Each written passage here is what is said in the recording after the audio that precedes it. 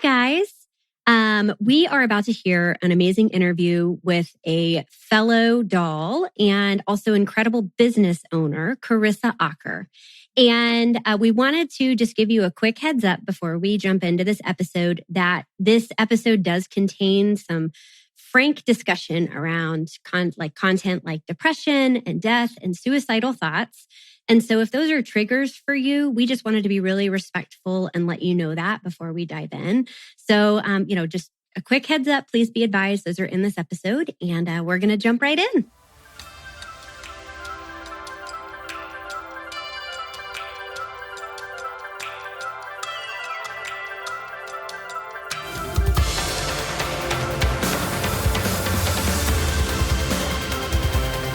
Welcome to Empire Building, the podcast where we talk about building big businesses and even bigger lives. I'm your co-host, Seychelle Van Poel. And I'm Wendy Papazan.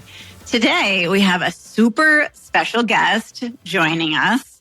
Someone a lot of you know. She's the oversharing, multicolored hair, path is in the math, super genius of real estate, Carissa Acker.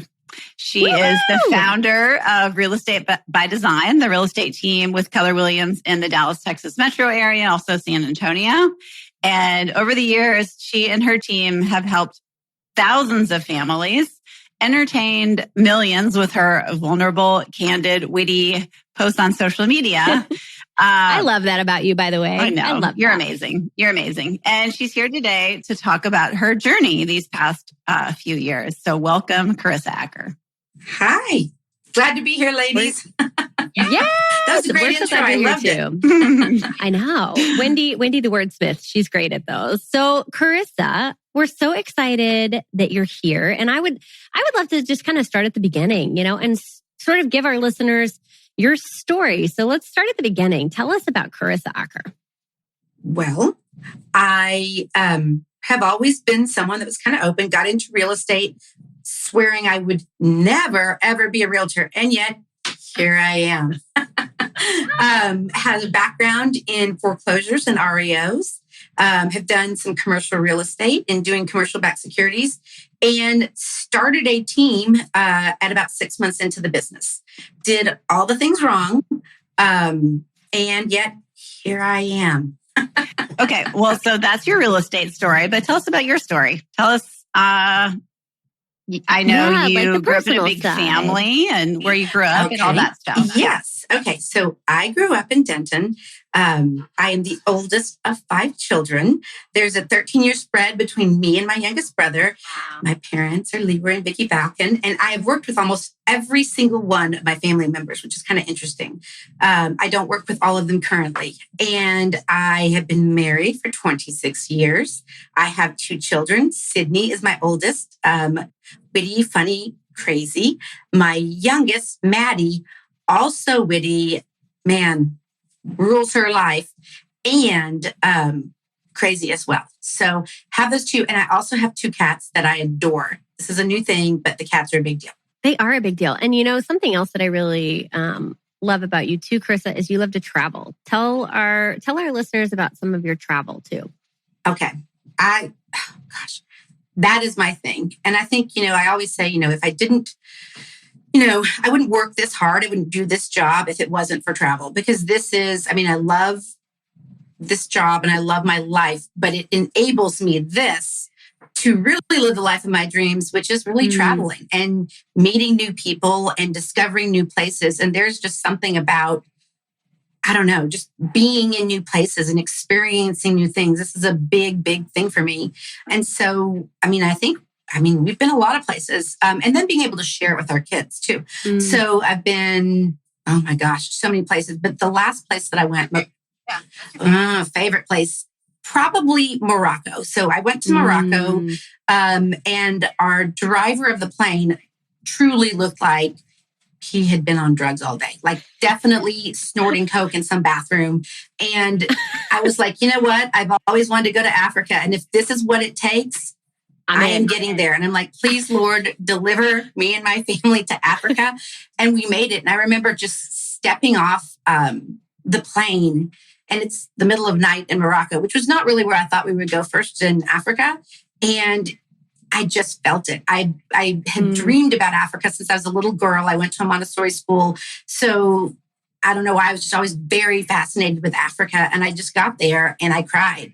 I just knew that this was a place that I'd always wanted to be. And I think I pretty much cried all through Morocco because it was just so amazing and so different. And it smelled different. People were different. The colors were different. And it was just, it was just incredible. And it was so diverse. Like, I didn't know. I was like, beaches, you could go skiing in Morocco, the Sahara Desert. Don't get me started. The Sahara Desert. Just the whole thing.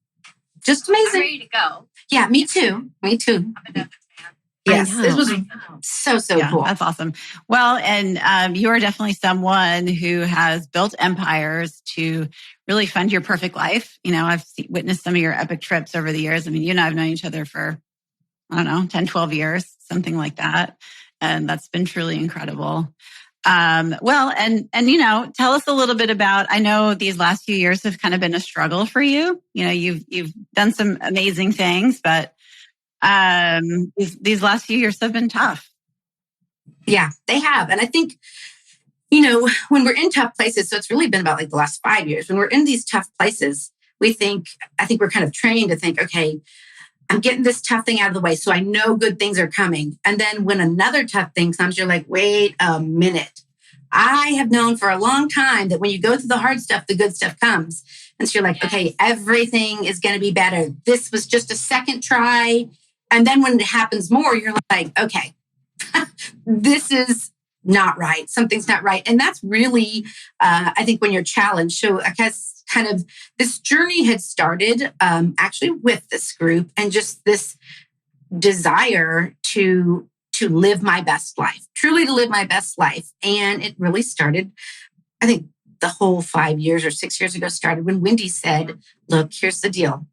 I love you, but you need to know your numbers. I'm like, what? I'm like, but I'm doing really well. We're doing really well. She's like, to be the leader that you need to be, you need to dive deeper. And I'm like, dang. That's your first tough thing? Well, no, that's how it all started. The other stuff happened. No, that was really tough, though. I was like, dang it.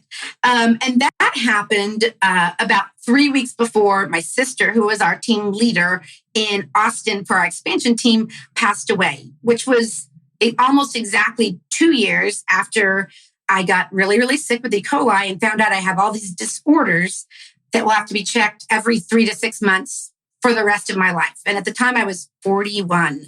So at 41, when you hear, hey, guess what? You've got this thing that probably means you're going to get this disease. But we caught it early. We just have to check you every 6 months for the rest of your life. And you're in such a better position because now you know.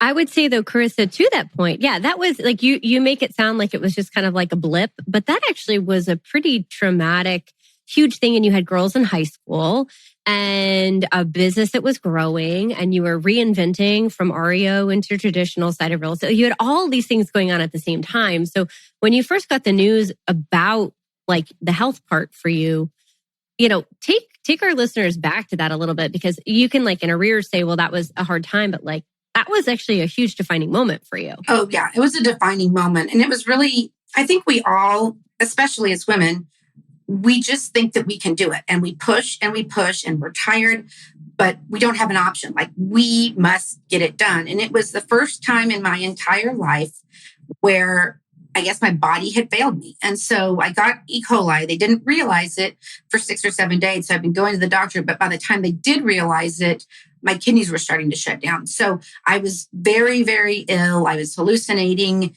And when I was in the hospital trying to recover, I got a blood clot. And then they figured out that I had a blood disorder. So all of this, like at 41, I was fine. I had just gotten back from a girls' trip to Fort Collins and from South America, hiking Manchu. I had just done these amazing things. We'd gone to the Galapagos.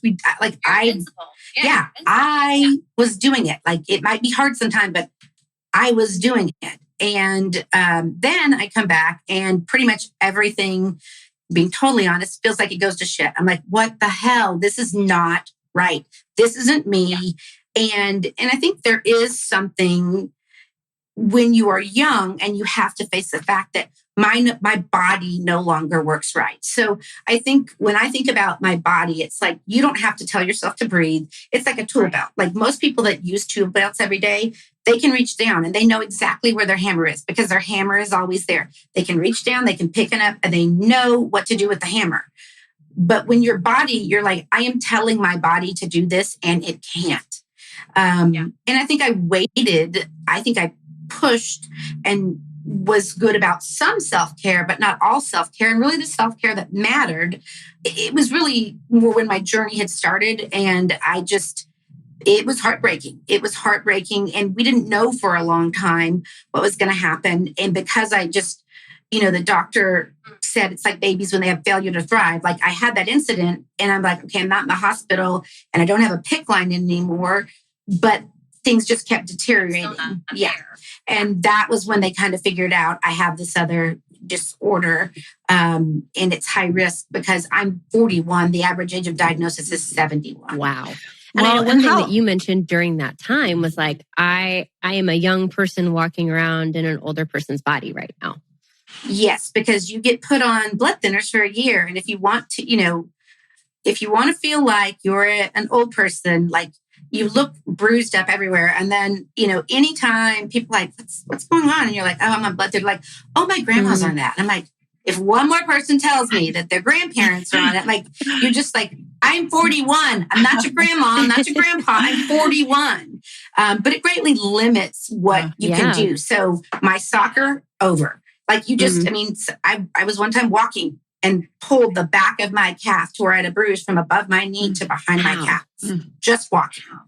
So it was tricky and it was hard. And I had little kids. And so I'm still thinking like, okay, what is this going to look like? I mean, I was really wondering, I'm like, okay, so am I going to get multiple myeloma in the next year or two and be gone? That's a disease that has no cure.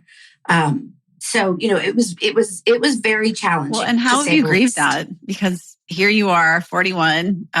Someone's telling you, hey, your body is not going to function right, probably forever. How have you grieved that? I think I grieved it by, the first answer was pull back. I'm like, I just became scared. I became scared of doing anything. And that really wasn't who I am. And I think the way that I got out of it is I had some friends that invited me to go to somewhere in Florida. Oh, the Keys. And I really was trying not to go because I'm like, I can't ride a bike for that long. I'm going to hold you guys back. They're like, no, we're going to get you a 3-wheel bike. You'll be fine. Just come on. And they've kind of, I didn't really want to go, but they forced me to go. But I was really upfront. I was like, I'm probably not going to be able to make this. And I did. And I had a great time and I danced and I laughed and I didn't think about anything. And it was, for me, it was so vital because it was a time when these 3 girls poured into me and they brought me along knowing that I may not be able to make it. And they, I guess it was for me, it was permission to start living life again. It was permission to not be scared. It was permission because everybody was always like, every time you go out of town on these big trips, you get sick, which is actually kind of true. But to me, I was like, this was going to happen no matter what. And I don't want to stop traveling because of this. And so I think about a year later, after that, I decided to go to India by myself. I had another girlfriend that I hadn't seen in probably 15, 20 years. She's like, you should come to India with me. And I was like, okay. I remember you telling us you were taking this trip. It was so spontaneous. We were all like inspired though. At first I was like, what the heck? And then I was like, oh my gosh, do it. Yes, do it. It was very inspiring. And I think for me, it was kind of this test. I was like, okay, if I can make it to India and back on my own and pretty much not die from a disease afterwards, then I'm going to be okay. And I'm willing to risk it. While you were there too in India, you tell everyone what you were like studying or like experiencing in India, because you just had this incredible trip that you got to go on. I think it was just, I feel like if you can make it in India, alone or by yourself, because it was really my first international trip without my husband, without my family, without all of these things. And I'm like, and just having come off, like everybody was like, you're going to come back and die. Like, we know you, like, you are going to be so sick. Like, everybody was just like, what the hell are you thinking? But I was like, there's no stopping me now, because if I make it, there's nothing I can't do. And so it was kind of that attitude of just like, and it's probably a lot of how I've always run my life. I'm like, I'm pretty sure I can't do this. And there's a slight chance I'm not going to make it. I'm going to fail. I may die, get run over, whatever. But I always am like, but what if I could? And it was just kind of one of those things that it was a what if I could. And so it was very much a coming out of, it was kind of like hey, I might be sick sometimes, but I don't care. I love that, Carissa. And I find myself stopping for a second and like asking, like how many of us are stopping ourselves from doing things just because of that question, right? And maybe instead we should be asking ourselves that question of, but what if I could do that? What if I could give myself permission, right, to live life again? What if I could really build my business to fund my best life? What if I could not be afraid to test my body? And if I fail, I fail forward. Like, gosh, what a powerful question, Carissa. That's amazing. Carissa. And I think that's amazing. The one thing, and I don't know why this is kind of a morbid thing to focus on, but what I was really focused on was I don't want to lay on my deathbed and look back and say, I wish I would have done this. And I think a lot of people, when they have these very, life-altering experiences, you come away with something. And I thought, well, this is going to make me be different. I'll be a better mother. I'll be a better thing. And I think what it made me realize, I'm like, this is it. Like, I just don't want to be, hopefully, an old lady, wishing, laying there all alone, possibly, because we don't know what's going to happen.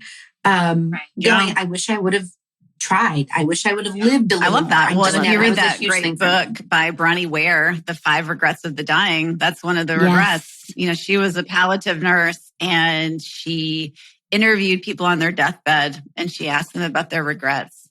And that was one of their top 5 regrets. They regretted the things that they didn't do, not that the things that they did. And so in a way, I'm not going to say you got a gift, but in a way you got a gift.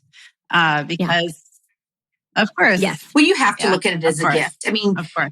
You have to. I mean, they're sometimes we don't see them, but they're always there. We just have to get past the point that to where we can see them. So that was your first hard thing, and it continues to be a hard thing for you. And then what happened? So then, I have this awesome retreat in Belize with some of my dear friends, and this challenge is laid down, and I accept the challenge. Like, and it's amazing to have people that can say these things to you with love, but also with like, hey, not joking around. And I just knew. And I think for me, I had never really I knew how to do our financials. I could read them, but I never really had to understand them because my sister was a CPA and she was all these different things. And she could explain things to me in a way that I didn't understand. And I know if I ever got stuck, she could help me. So in January, I was at Inman and I get a call that says, Leslie is at the hospital. She's having surgery. We don't exactly know what happened. But she's had a brain. And Leslie is your sister. And Leslie is my sister. So I have 3 sisters. So I have 3 sisters, Elizabeth, who works with me now, and Leslie. And so we all 3 work together. Leslie ran our Austin team. And so I'm literally about to board a plane in New York, and we switched stuff. And I ended up not being able to switch. I flew to Dallas and I went straight to Austin. But that was the longest trip that I've ever had in my entire life. And I have flown to Thailand. And I just so happened on the way back, I don't know why I always remember this, but I had a middle seat. And it was the first time in my entire life. So if you can't tell, I'm kind of an emotional person. I'm a feeler. But it was the first time where I had ever cried in public and could not stop. And I had a middle seat. And I cannot imagine, and this is not like a little cry. This is sobbing booger. I mean, the whole thing, I could not stop. I just want to reach through right now and give you a giant hug for even sharing that, Carissa. Like, I feel it. Oh, yeah.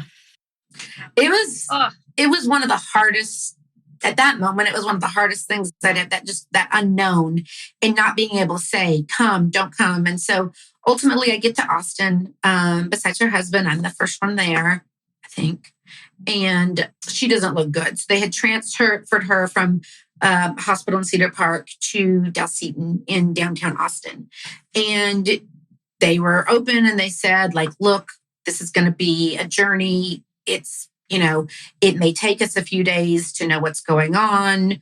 And I don't know if they said, it was kind of a blur, call people down. But I had already said, based on what Pat said, like, everybody needs to come. So at that point, all of my family, the kids were on their way with Jay. My sister, my mom and dad, like everybody was coming.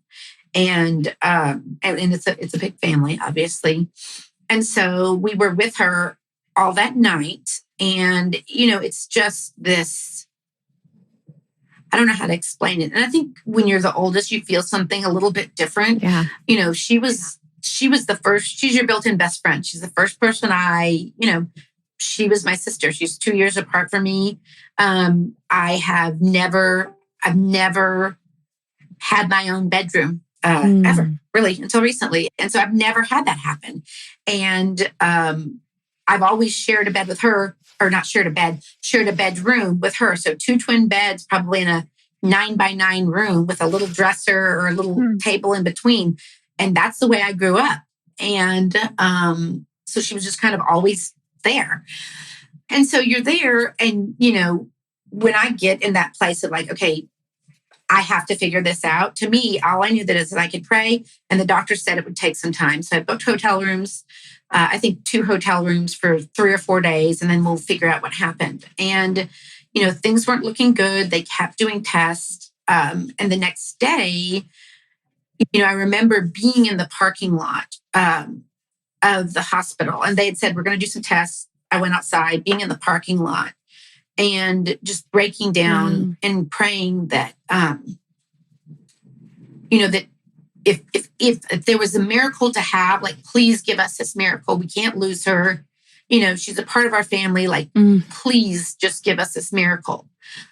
And when I walked back upstairs, one of the things they just said, I don't remember if they said, we pronounced Leslie dead or she's dead. Like, I mean, and I'm just like, what are you talking about?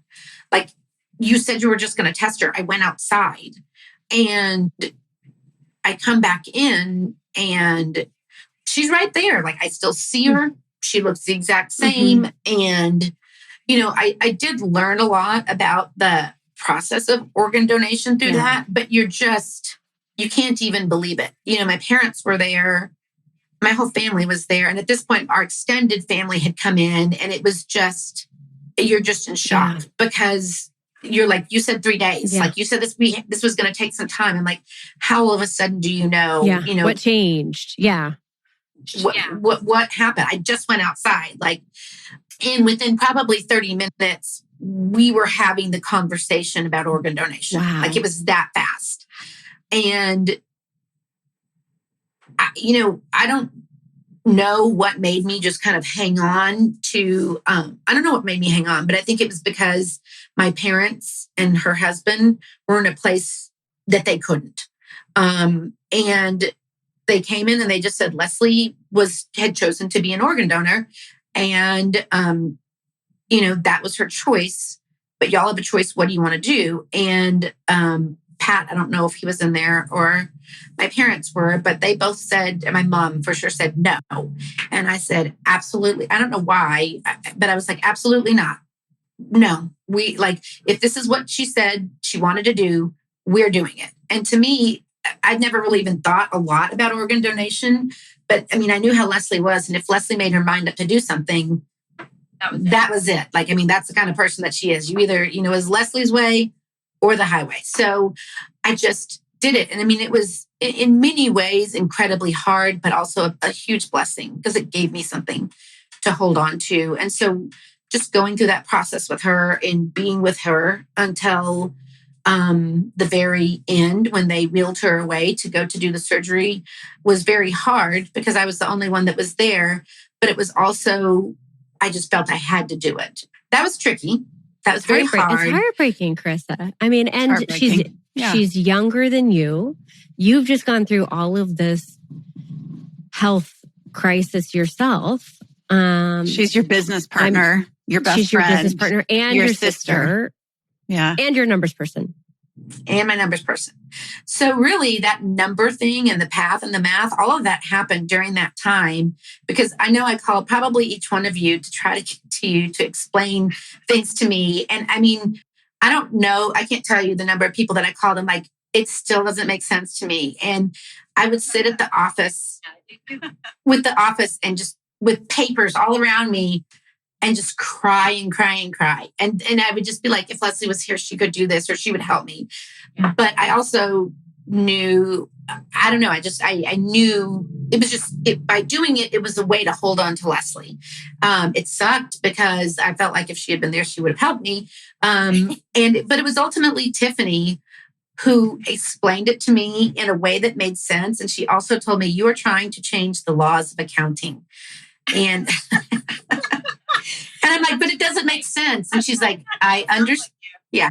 She's like, I understand. I said, but it doesn't make sense. And she's like, but just, this is how this works. I'm like, okay. And for whatever reason, that 50th time that someone told me, it just made sense. And it became something that I worked on and was very proud of because I think we can all say I'm not a math person, but we're all math people. Like, we have to be math people because, Also, your catchphrase, "the path is in the math," is like it's famous now.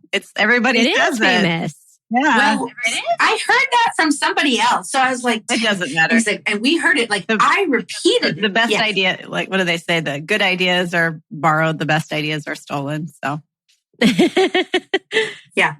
Okay. And a shout out to Tiffany Fikes on that. I think one of her superpowers is taking super complicated things and breaking them down to very simple things. Like she taught me how to knit. So shout out to Tiffany. She is so smart and just really great about taking things and breaking them down to where you can really digest them.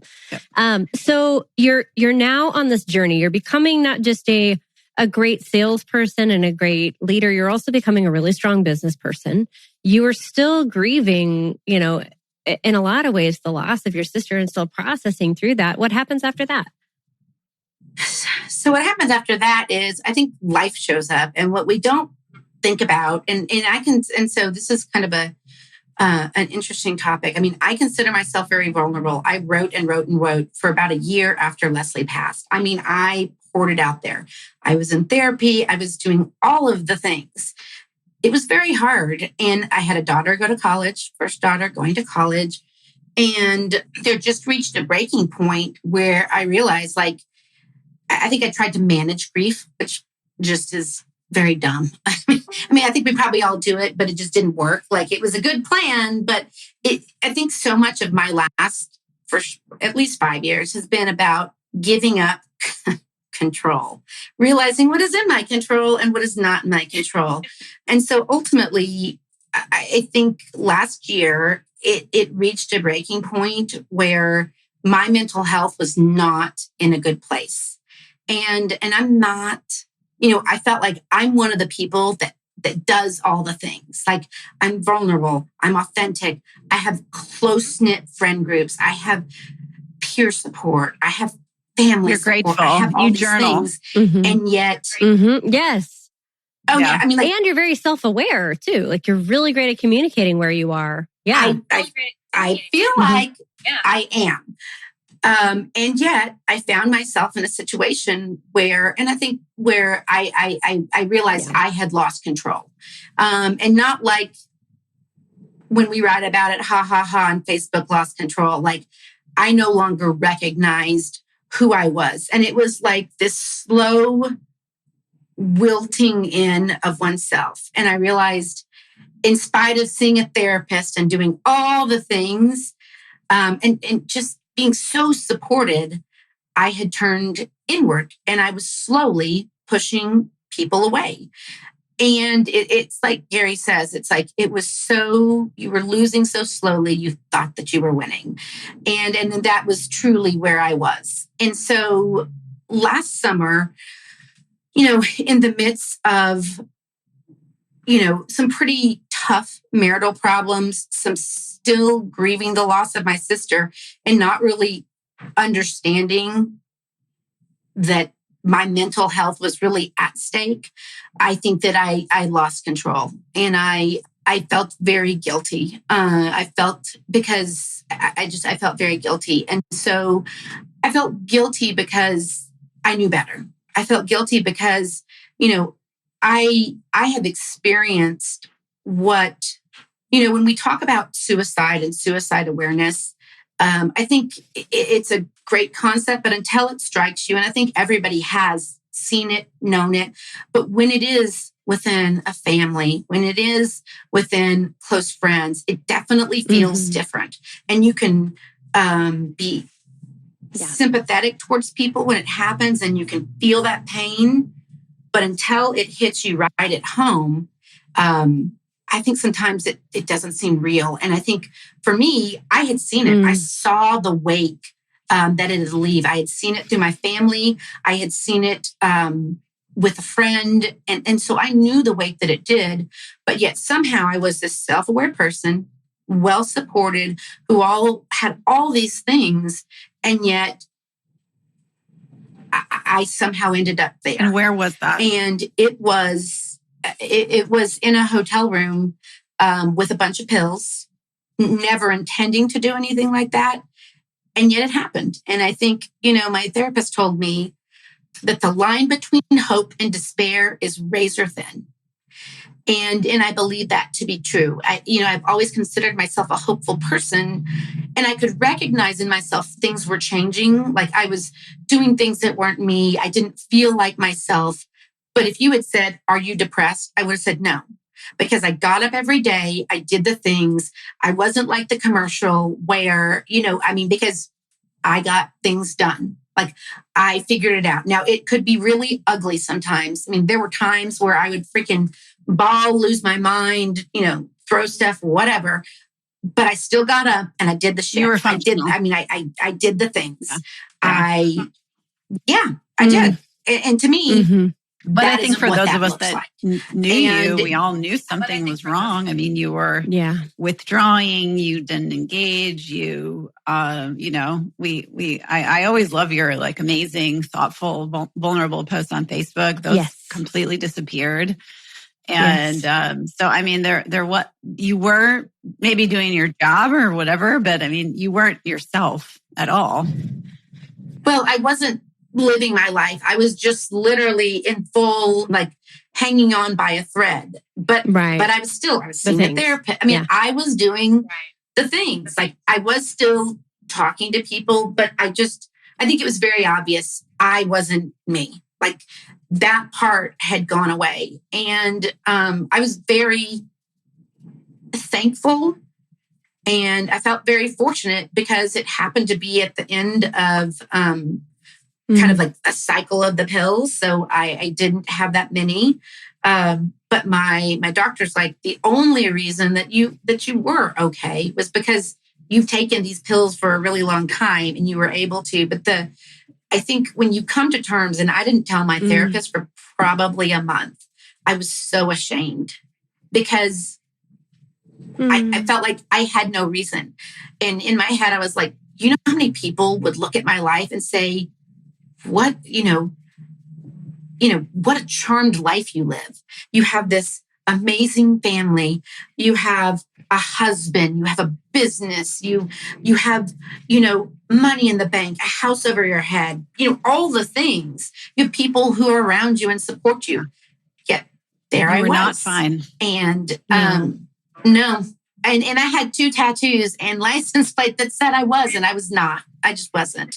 And I didn't want to, I don't know, but I think the beauty of what came out of that was that I realized I have to make a change. No one is coming to save me. This has to start with me. And I think that was when I started opening up to some friends about how I was feeling. It was very small, but it just became my entire focus shifted to just this, like, you are in self-preservation mode, period. This is no longer self-care. This is, you got a wake-up call, and you either fix this or you're in, Well, and often you can't fix it by yourself. I mean, and often you need outside help. And so, if anybody's listening, most often you can't do it by yourself. Yeah. And I got that. But a huge part of that for me was, this authentic, vulnerable person who had now shut herself off. I realized, like, I was not having the conversation. Like, what do I not want to talk about? Like, and we talked about it our last. Right there. That's probably, like we said at our last event, it was, what do I not want to be talking about? And that's probably what we should be focusing the most on. Yeah. And for me, I think that was it. And I realized, like, I have all these people who want to help me, but it has to start with me first. Like, I have to get outside help. But for me, just personally, I had to be willing to, I don't want to say be embarrassed, but I guess be ashamed and still do it. Be scared to say it because it makes me, I don't think it made you guys feel any differently. And I guess y'all didn't really know, but it made me feel differently. It made me feel like I was now in a group of people or in a category that I knew better than to be in. But yet, and I think it's like most things that are shameful. There I was. It's like we blame ourselves somehow, or, if you've ever been sexually assaulted, you feel like it's your fault. Yeah. You feel what did I do? Dirty, and why was it my fault? And so that's where that's the insidious thing about shame. It is, and I think where we are right now is, and where I am is that, like, my life right now is not what I thought it was going to be, and grieving the life, at first I thought I was angry. I read something that said, I sat down with my anger, and then she introduced herself as grief. And I just was, for a long time, I was just really pissed. I mean, I was just understandably mad. I'm like, this wasn't what my life was supposed to be like. I did the right things. We did the right things. Yet why are we here? And so I think for me that part of talking about this, and I think one of the things I've always loved about having the opportunity to speak to people on a larger scale is to be able to say, this is me, and I don't know if this is you, but I'm still here. I'm flawed, and it's okay. And if that makes one person feel okay to be just a little bit more honest and a little bit more to say, hey, I'm working my butt off and it may look good, but inside there's still a lot of stuff going on, and I'm still working and I'm still trying. And that's, to me, one of the beauties of Keller Williams and being able to have that stage is be able to say, I want to talk about what I've accomplished, but I also want to talk to you about what's going on in here and what's going on in the background. And so, I'm now in a position where, I have an amazing business partner, but who's no longer going to be my spouse. That's super hard. It happens every day in real estate, but it's still my life. It's still his life, and it still feels like something. We're still doing great. Everything from a team perspective, but to say, oh yeah, it's just, rainbows and unicorns over here is not true. It doesn't jeopardize what's happening on our team, because that we've always done really well. But it is hard to, be there and be looking at your life and say, I'm 28 years into this. And I think he feels the same way. I'm 28 years into this, and we are starting over. We're very lucky to have an amazing group of people that we work with, an amazing support system that loves both of us. But to say that we're both not freaking disappointed and heartbroken, I mean, that's grief. I think for so long I was just angry. And then I realized I'm like, this is what grieving looks like. This is what grieving the health that you thought you would have, grieving, the family that you thought you would have, grieving the family unit that you thought you would have, looking back and saying, we were really pretty good. Like we did the right things. And yet here we are. But I think we're always given these opportunities.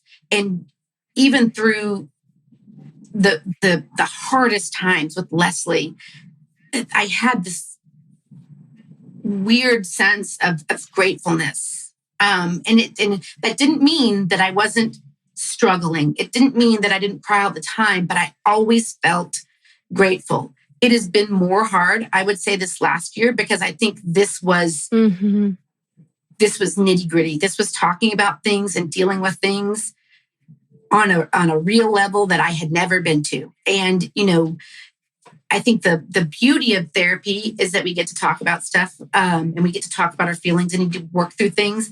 One of the things that I've always said is I would love to go to therapy when I don't actually need it, because it would be way more fun. I mean, the journey of the journey of doing the work to address the things from childhood, to address the things that you did wrong in your marriage from when you met your husband at 19, to address all those things. That's the hard work, and not that I wasn't vulnerable before, but like when I had to deal with those things with me, I always say I love new, hard, challenging things. But what I realized is I love new, hard, challenging things that I'm going to be good at. This was something I'm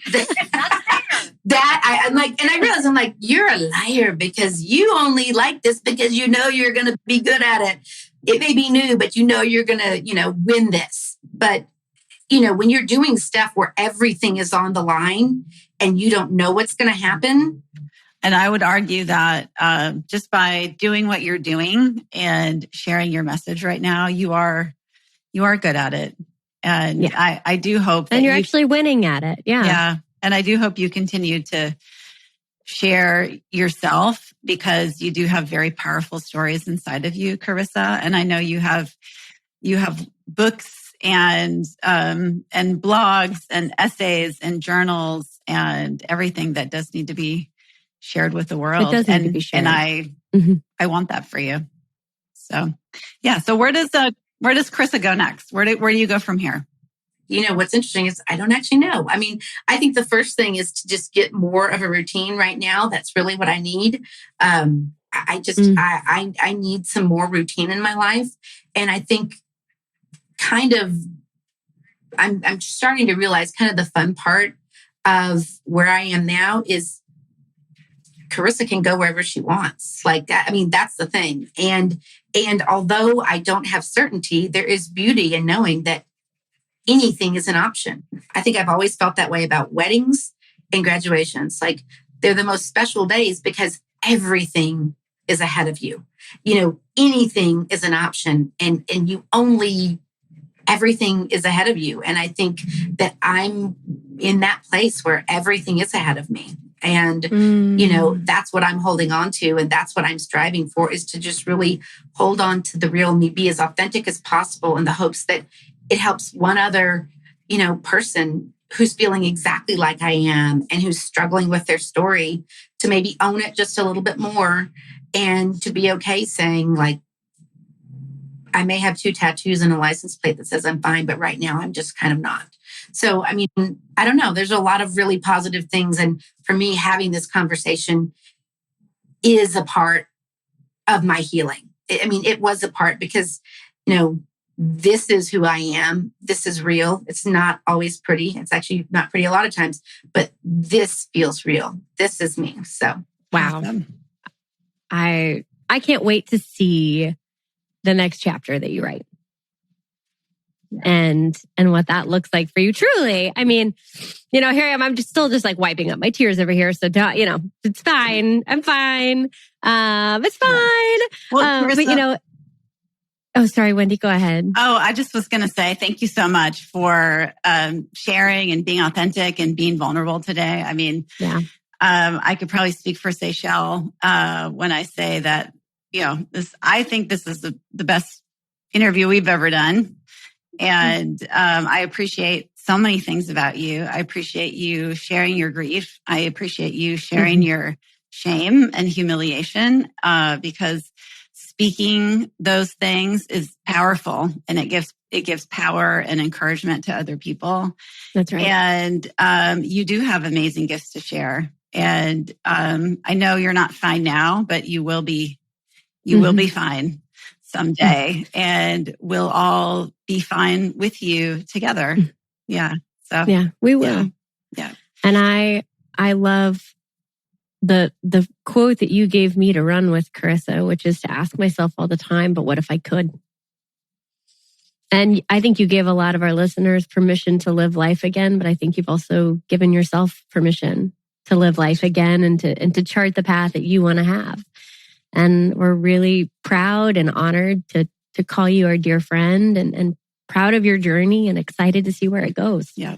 I love you guys so much. Yes. We love you too, We love you Carissa. too. And for those of you that are listening, thank you for joining us on the journey. This was definitely not a big business episode, but a bigger life episode, because life does happen, and who you surround yourself with matters. And we thank you guys so much for joining us today. So go out there and live a big business and even bigger life. Take care. Thanks, guys.